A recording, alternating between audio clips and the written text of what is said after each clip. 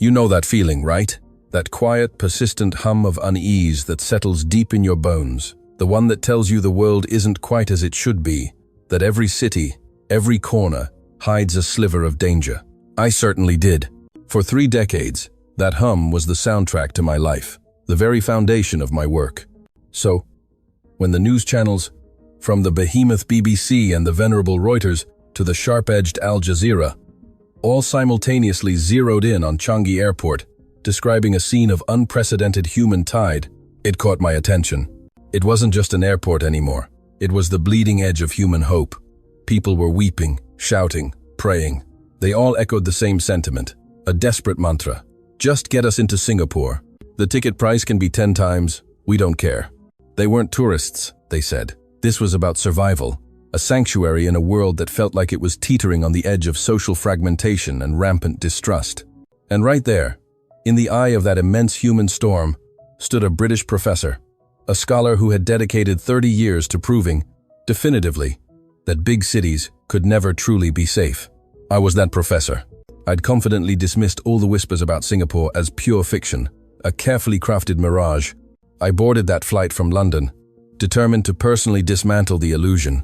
What I, or anyone else, didn't foresee was that my 3 decades of staunch certainty would be utterly, irrevocably shattered in just 1 short week. My name is Olivia Hunt, and I'm a professor of sociology at Oxford University. For 30 years, my field of specialization has been urban crime and social trust. Simply put, my entire career has been spent researching why big cities are inherently dangerous and why people struggle to trust each one another within them. I've personally walked the streets of London, Paris, Beijing, Shanghai, New York, collecting data, observing, analyzing. My conclusion, consistently drawn over 3 decades and penned in 47 academic papers, was unwavering. The bigger the city, the more dangerous it becomes. The more people there are, the more trust erodes. That was my theory, immutable. My attention turning to Singapore was frankly an accident. One morning, I flicked on the BBC. The presenter, almost giddy with urgency, was broadcasting a breaking news alert. Changi Airport inundated with an unprecedented influx of people. Global flights to Singapore, sold out. The screen showed chaotic scenes. People sprawled on the floor, a woman clutching a child, tears streaming down her face, a man kneeling, hands clasped. My teaching assistant, Andrea, sent an email. "Professor, did you see the news about Singapore today? It's absolutely insane. I want to go, but I can't get a flight. Everything's booked solid for the next month." I shot back. "Why on earth? Is there some new hawker food festival everyone's rushing to?" Andrea's reply was succinct, almost dismissive. "No, they say people are looking for safety." "Safety?" I scoffed, almost audibly. I immediately hit the internet, searching for safety in Singapore. Metropolitan population over 7 million. What came up was a whirlwind of social media chatter. Videos and posts flooded my feed. Lost my wallet in Singapore. Police delivered it to my hotel. Walking alone in Singapore at 2 a.m., no fear at all. Left my phone in a taxi, driver drove 30 minutes to return it. Dozens of such clips. I was convinced. This was classic viral marketing, a public relations stunt orchestrated by the Singaporean government, probably costing a fortune. I decided then and there that I would personally expose this charade.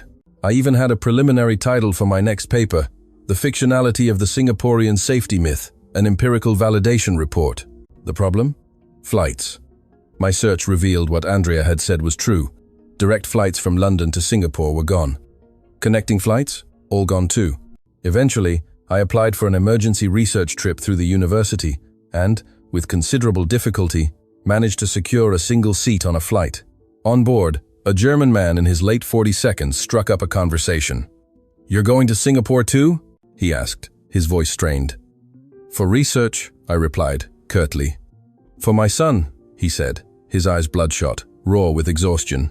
"He has a rare illness. The doctors in Germany have given up. But I heard Singapore has world-class medical programs. There's hope there, they say." It was only then, seeing the raw desperation in his eyes, that I truly registered. Most of the passengers on this plane weren't tourists. They were pilgrims, clutching at straws of hope in a world that felt increasingly hopeless.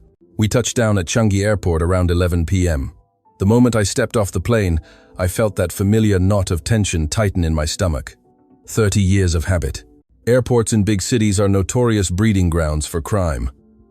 I instinctively clutched my bag tighter to my chest, but the atmosphere was strange, eerily quiet. Thousands of people were moving, yet no one was shouting. The queues stretched long, but no one attempted to cut in. After clearing immigration, I ordered a plate of chicken rice at an airport hawker stall. It arrived in less than 5 minutes. The rice was fragrant, the chicken succulent, accompanied by a steaming bowl of broth and a fiery chili sauce. This was airport food? At 11 p.m., Heathrow offered only cold, sad sandwiches. As I finished, the stall assistant smiled at me, a genuine warmth in her eyes. It wasn't a look that anticipated a tip. It was pure, unadulterated sincerity, imbued with that indefinable kampong spirit Singaporeans always talk about. My first real jolt came on the MRT, heading towards the city. The train was half empty, but a young man sat, fast asleep, his backpack open, wallet peeking halfway out.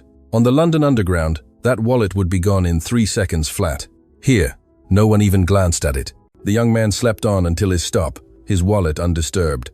It was an absence of reaction that spoke volumes. Stepping out onto the streets near City Hall after 1 a.m., the city felt alive, yet serene. A young woman, perhaps in her mid-20s, strolled past, headphones on, alone, turning into a dimly lit alley. I stopped, rooted to the spot. Unthinkable in London. You know what I tell my daughter Emily every single day? Never walk alone after 9 p.m. Always use a ride-sharing app. Always share your live location. Yet this woman walked through the alley nonchalantly, bought a bottle of water from a convenience store, and emerged as if it were the most natural thing in the world. On my way to the hotel, I passed a park. A middle-aged man, clearly drunk, was asleep on a bench, his phone half slipping from his pocket. Then, a woman in her 50s, an auntie as they say here, paused. She took off her own jacket, gently covered the sleeping man, and then carefully pushed his phone deeper into his inner pocket. A complete stranger. I stood there for a long moment, simply stunned. What on earth had I just witnessed? The next morning, I devised my experiment. As a scholar, I knew what I'd seen last night could be dismissed as mere anecdotes, isolated incidents. I needed objective data. My plan: intentionally leave items behind, then observe if they were returned. If even one of 5 attempts failed, my theory that big cities are inherently unsafe would be proven correct. If all 5 were returned, well, that would be statistically impossible, a challenge to everything I believed. My first experiment was on the MRT. I carried a rather expensive tote bag, worth about £500, filled with my research notes. I boarded at Orchard, and at the next stop, Somerset, I deliberately left the bag on the seat. As the doors closed, I watched it sitting there, pristine, as the train pulled away. It's gone, I thought. Absolutely gone. 20 minutes later, my phone rang. It was the MRT Lost and Found Center. Madame, did you misplace a bag? A passenger found it and submitted it. Please come and collect it. I rushed over. The bag was exactly as I'd left it. The zipper was closed. The £100 cash inside? Untouched. Experiment 2. A Starbucks on Orchard Road. I left my MacBook Pro, a £2,000 machine, on the table and went to the toilet. In Beijing, doing the same thing, it would have been stolen in less than 2 minutes. 10 minutes later, I returned. The laptop was still there. The auntie at the next table caught my eye and offered a small, knowing smile. She said nothing, but her gaze conveyed, clear as day. Don't worry, dear, I was watching it for you. Experiment 3. A taxi ride to Holland Village. As I alighted, I discreetly wedged my wallet, containing $1,000 cash and 3 credit cards, deep into the seat crevice. I watched the taxi drive off. This time, surely, it's over. 30 minutes later, my hotel room phone rang. Madam, there's a taxi driver in the lobby. He says he wants to return your wallet. I went downstairs. A driver in his 60s, an uncle, his finger adorned with a gold wedding band, stood there. Madam, this is what you left in my cab. He had driven 30 minutes back, through Singapore's evening traffic, to find me. I tried to offer him some money as a thank you. He simply waved his hand, dismissing it. No need lah, he said in Singlish. It's just what one should do. Just what one should do. The casualness of his tone, the utter lack of expectation for reward, hit me hard. It was not a grand gesture. It was simply the expected code of conduct. Experiment 4. A convenience store in Bugis. I placed my iPhone on the counter and walked out. My hands were literally shaking. Barely 10 seconds later, I heard a voice behind me. Madam, madam. The convenience store staff, breathless, uniform slightly askew from rushing, caught up to me. "You forgot this." Experiment 5, Botanic Gardens. I left my camera bag, containing 3,000 pounds worth of equipment, on a park bench and walked away for 3 hours. When I returned, the bag was still there. But it wasn't quite the same. Someone had placed a plastic sheet over it. Someone, fearing an afternoon shower, hadn't taken my valuable equipment, but protected it. 5 experiments, 5 successes, 5-0. Statistically, this was impossible. I checked the official police statistics. The annual lost and found reports were extraordinarily high, and over 70% of lost items were returned to their owners. There was no other country in the world like this. After the lost property experiments, I began to observe Singaporean society from a new angle, trying to understand where this profound sense of trust came from. I decided to focus on the MRT during peak hours. I boarded a train at 8 a.m. It was packed, squeezed in shoulder to shoulder, yet I noticed something peculiar. The seats near the doors were empty. They were marked priority seats. But even with the train overflowing, these seats remained conspicuously vacant. On the London Underground, we have similar priority seats, but young people routinely occupy them, pretending to be asleep or engrossed in their phones when an elderly person boards. In Beijing, it's even worse. 5 years ago, during an interview, I witnessed an 80-year-old grandma board a train, and a young man, in his 20s, sitting right in front of her, made eye contact, then simply turned away, crossed his legs, and played a video game. The old woman stood for 3 stops. But here, in Singapore, it was different. In that crowded carriage, after 3 stops, an elderly lady in her 80s boarded. In that instant, 3 young people sitting in regular seats simultaneously rose. There was no eye contact, no whispered agreement. It was a physical, instinctive reaction. The old lady smiled, sat down, and took a small, red strawberry-flavored candy from her bag, offering it to the young man who had stood up first. "Thank you, young man. Have this." The young man took it with both hands, bowing his head slightly. "Thank you, auntie." Watching that simple, beautiful exchange, my eyes welled up. I asked one of the young people, "Why didn't you sit in the priority seat?" It was empty. He looked at me with genuine confusion. "Isn't it normal? Those seats are for people who need them. We were taught this since we were children. It's just what one should do. Just what one should do." That phrase echoed in my mind. For them, giving up a seat wasn't a special act of kindness. It was a fundamental, ingrained expectation. I visited a primary school, a Year 1 classroom. The teacher asked the children, "If you see an old lady standing on the MRT or bus, what should you do?" "Give up your seat." The children chorused, a unified, instinctive response. "Why?" the teacher asked. "Because we respect our elders." These 6- and 7-year-olds, before even learning complex laws, had already internalized this profound moral code. I also visited the police lost and found center. A large screen displayed real-time statistics. Today's accepted items, 3,247. Over 3,000 items in a single day. That morning, a man in his 40s walked in, carrying a Rolex watch, looking worth over 50,000. He defound it at an MRT station. The officer asked, "Do you want to claim a reward?" Legally, you could get 1,000 inches cash and a faded family photograph. The auntie looked at the photo and smiled. Good. This photo must be the most important thing to them. Later, I returned to Changi Airport, wanting to witness the peak of inbound arrivals. The airport was a battlefield of emotions. I noticed a Syrian family, a young couple and their son, about 10 years old, clutching a small worn Singaporean flag pin. "Why Singapore?" I asked. "We want this child to grow up in a safe place," the mother replied, her voice raspy. "At home we hear bombs every day. He has nightmares every night." They said it's safe here. In a quiet corner of the waiting area, a solitary boy, around 12, sat alone. He took a similar Singapore flag pin from his pocket, turning it over and over. "Where did you get that?" I asked. "My father gave it to me," he whispered, his voice barely audible.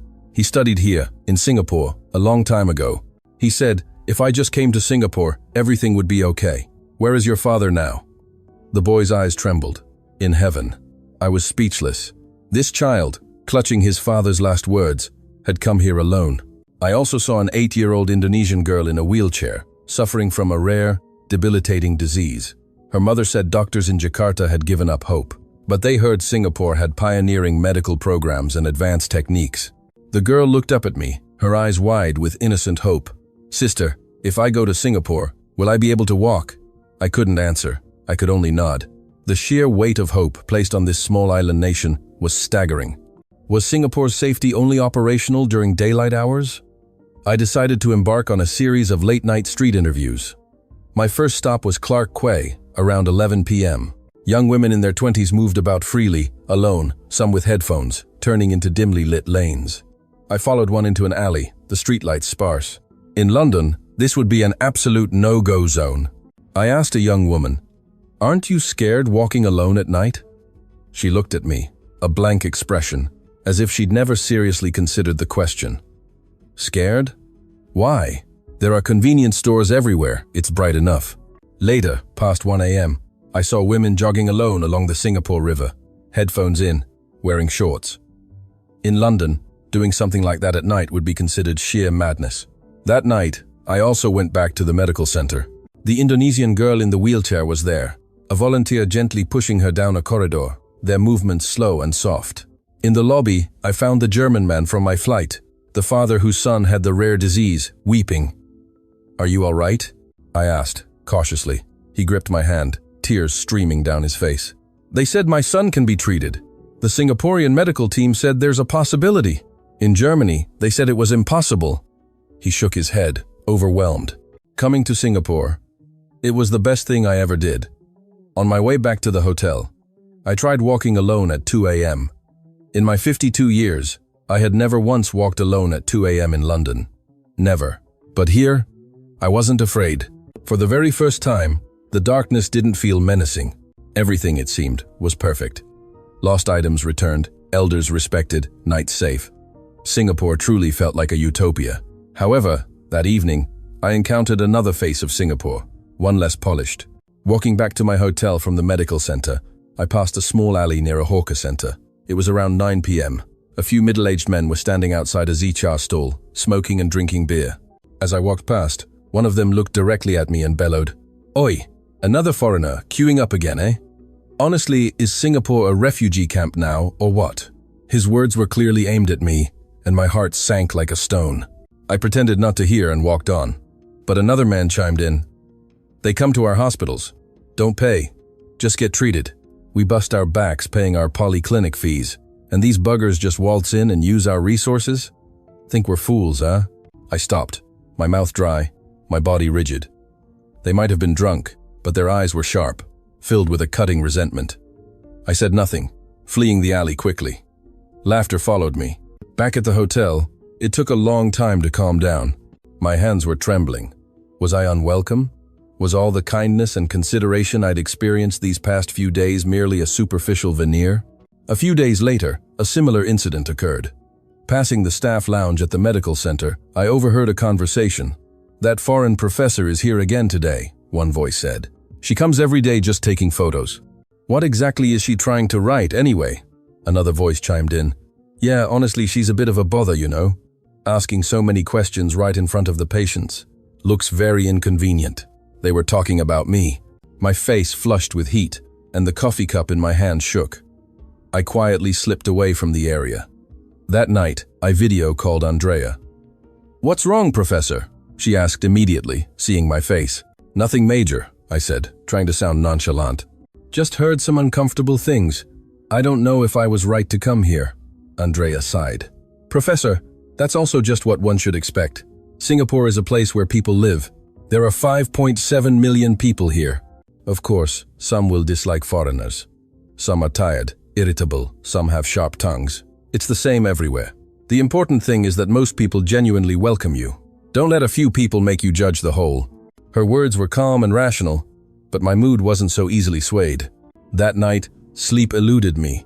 I spent hours online, searching Singapore foreigner perception, Singapore immigration reactions. I found many negative comments, but as I scrolled, I stumbled upon a post on Reddit Singapore. The title caught my eye. "Thanks to a foreigner at Changi Airport, my day was good." The poster identified themselves as airport staff. They described seeing a foreigner in the immigration queue give up their spot to an elderly person behind them. Even though he was first, he stepped aside and said, "Please go ahead, sir." The post ended with, "Even after he left," that image stuck in my head. A foreigner, yet he understood and practiced Singaporean culture of respecting elders. Very touching. That could have been me. I remembered giving up my spot for an elderly lady when I arrived. Such an insignificant gesture, yet someone had remembered it. Reading that post, my spirits lifted, just a little. I didn't need everyone to welcome me, I just needed someone to remember. There are good people and bad people everywhere. Singapore is no different. It just seemed that here, there were more of the good ones. The most beautiful scenery, as they say, is people. I pulled out my notebook and jotted down a new thought. No country is perfect, but the direction is right. Singapore's direction is right. With only a few days left before returning home, I sat in my hotel room, sifting through my observations. I decided to compare Singapore with the cities I'd spent my career studying. I thought of Beijing. 5 years ago, I left my laptop in a cafe for 2 minutes to use the toilet, and it was gone. The staff scoffed, saying it was the customer's responsibility. The police just laughed. Give up. It's gone. I remember the Beijing subway. An 80-year-old grandma boards. A 20-year-old looks at her, then deliberately turns away to play on his phone. The grandma stood for 3 stops. I thought of London, my own city. Last year alone, London saw 40,000 late-night stabbings. After 9 p.m., I never take the tube, and I've taught my daughter, Emily, the same. The lost property return rate there is less than 5%. Reporting a theft to the police often feels like a hopeless endeavor. On the tube, priority seats are routinely occupied by young people who pretend not to see the elderly or infirm when they board, earphones in, eyes closed. Then I recalled Singapore, a lost property return rate of over 70%. My 5 experiments, all returned. Women jogging alone at 2 a.m., declaring they felt not afraid, never thought about it. MRT priority seats left vacant, and when an elderly person boarded, 3 young people simultaneously stood up from regular seats. Strangers helping strangers. A jacket offered to a drunk man. A camera bag protected by a plastic sheet. Comparing the numbers, London population 9 million. Lost property return rate is less than 5%. Unsafe for women at night. Weak elder respect. Singapore, population over 7 million. Lost property return rate 73%. Safe for women at night. Strong elder respect. Why such a vast difference? It wasn't economic prosperity. China has a high GDP, and the UK's per capita GDP is similar to, if not higher than, Singapore's. It wasn't surveillance. London boasts one of the world's highest densities of CCTV cameras, yet crime rates remain stubbornly high. It wasn't police force. London's police budget is enormous, yet knife crime incidents have only increased year on year. The conclusion, stark and undeniable, was singular: culture. It's what children are taught from a young age. Don't take what isn't yours. Respect your elders. Don't inconvenience others. Are these values so deeply ingrained they become instinct? My 30 years of research, my entire life's work, had been wrong. It wasn't that cities were dangerous. It was that uncultured cities were dangerous. The problem wasn't population density. It was a deficit of shared values. My theory, painstakingly constructed over decades, was fundamentally flawed. I called my colleague Mike, back at Oxford. "Mike," I said, a strange mix of exhilaration and humility in my voice. "I think I need to revise my thesis title. Singapore has just overturned 30 years of my research. Big cities can be safe. Education is the answer." Mike laughed. "Olivia, you saying something like that? What on earth did you see in Singapore?" "Come see for yourself," I told him. On the last page of my notebook, I wrote, 30 years of theory, completely revised. Singapore is an educated society. Education creates trust. Trust creates safety. That's the real secret. The night before my departure, after packing my luggage, I gazed out at the sprawling cityscape of Singapore. The lights of the Marina Bay Sands glittered, a sentinel against the inky sky. I couldn't sleep. I walked out of the hotel for one last stroll.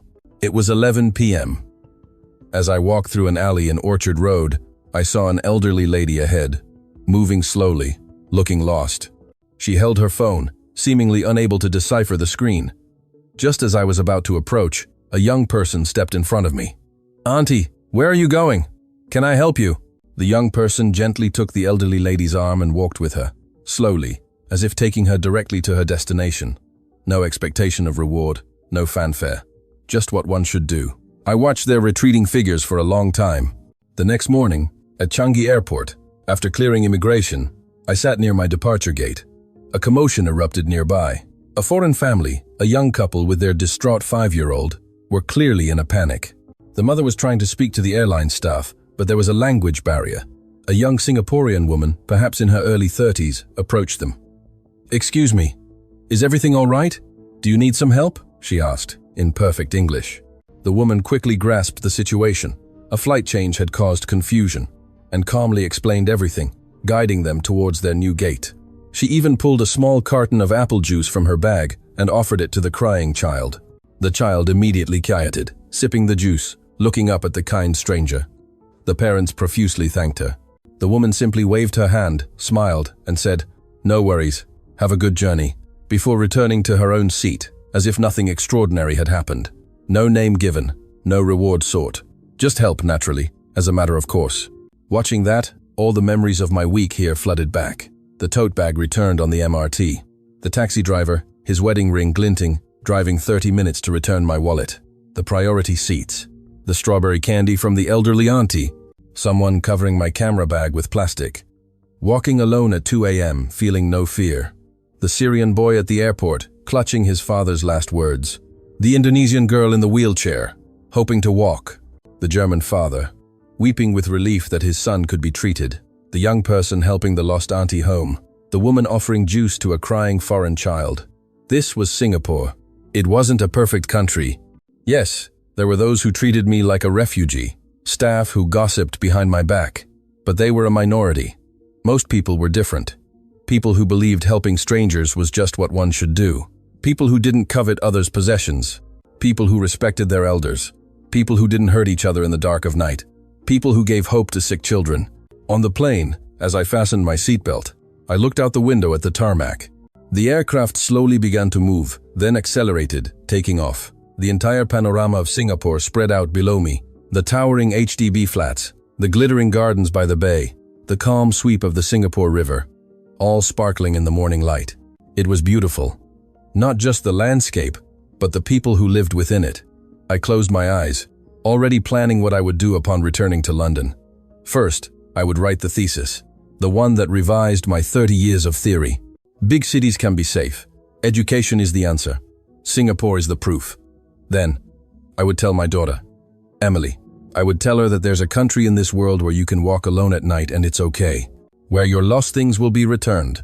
Where strangers will help you without expecting anything in return. Don't lose hope, my dear. 12 hours later, I landed at London Heathrow. Stepping out of immigration, I instinctively clutched my bag to my chest. It was a habit, 30 years ingrained. In Singapore, I hadn't done that. There, I'd left my bag on a chair, my laptop in a cafe, and nothing had happened. Leaving the airport, I felt that familiar return to a life of vigilance, observing my surroundings, gripping my bag tighter, avoiding the night. But now, I knew a different world was possible. Not all cities have to be dangerous. Education can change it. The undeniable proof exists. One day, I will go back. Not for research, not for validation, just because I want to. I want to walk those night streets again, to feel that instinctive kindness and kampong spirit. I'll bring Emily. I'll let her walk alone to a convenience store at 11 p.m. I'll let her feel, for herself, how utterly unafraid it truly is. Perhaps that's what true resilience looks like. Not just surviving, but thriving in the simple, profound act of caring for one another.